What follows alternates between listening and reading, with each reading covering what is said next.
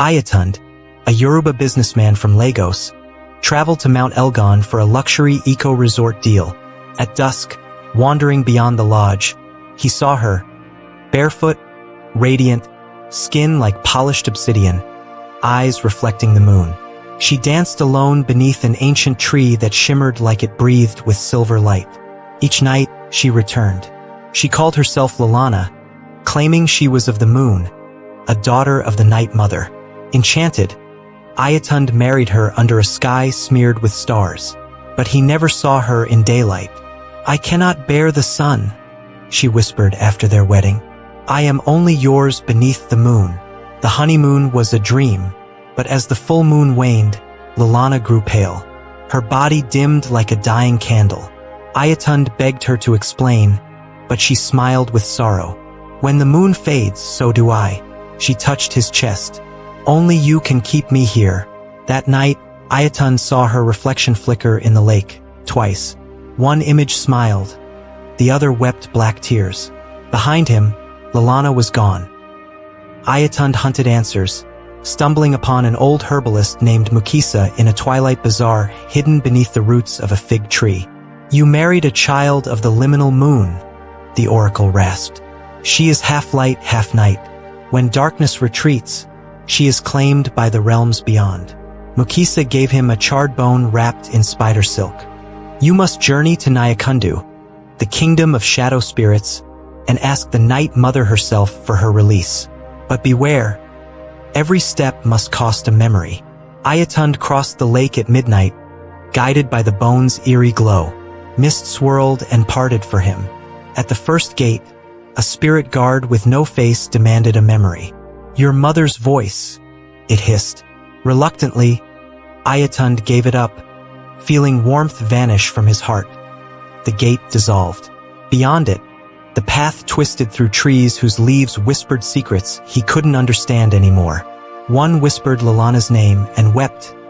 The second trial brought Ayotunde to a clearing where owls with human eyes sat in thrones of bone. To pass, one cooed, "You must give us a truth you've never spoken." Ayotunde confessed he feared Lulana would leave him, even if she had been human.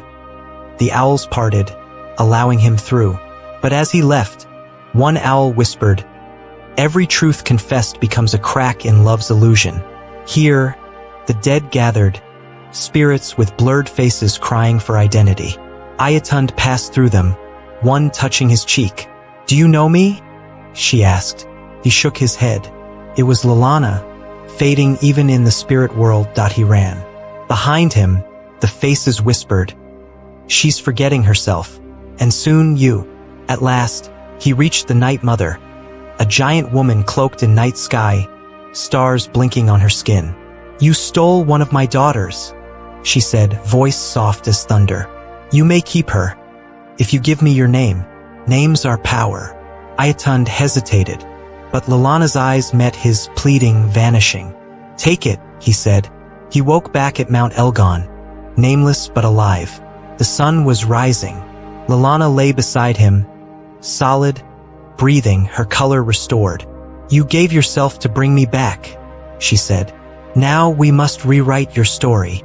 But he couldn't speak. His name was gone, and with it, his voice. Mukisa returned. "There is one way to reclaim a name, through the naming tree." Deep in the forest, the tree bore names as fruit. Ayotunde reached for one that glowed like moonlight. As he touched it, Lulana screamed, "That's not yours. It's mine." Two names glowed now. One would save her, the other him. He chose her name.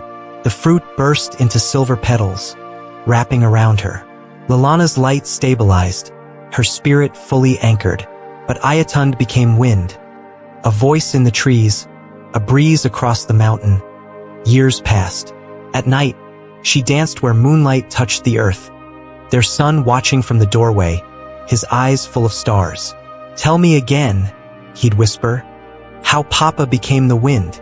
And Lulana would smile, lift her face to the sky, and say, "He loved me so much, he chose to become the night that cradles the moon."